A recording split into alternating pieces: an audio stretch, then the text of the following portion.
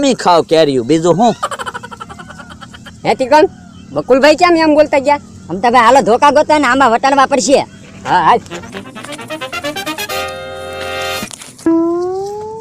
હે અહીંયા તો બહુ મોટી મોટી કેરીયું છે હું આજ કેરીયું લઈ જાવી છે હાંજ નાત પાકી જાહે ઓય બાપા શું કરો બકુલભાઈ કેરી તોડો ને ના ના હું તો કેરીયું જોઉં છું હવે વાતું ના કરવી ધોકા માર ઓય બાપા ઉભા રહો તો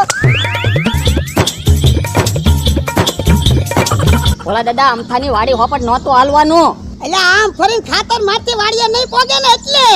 પણ મારે હમણાં જ અમથા હારે માથા કોઈ થાય પણ એટલે આમ તો ભાડે ઈ પેલા વાડી હોપટ નીકળી જાવી એ હારું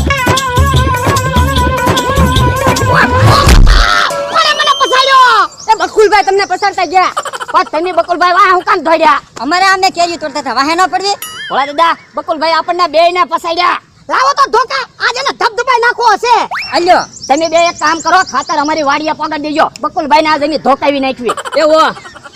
હાલ આમ તમે ખાતરની થેલી ચડાવો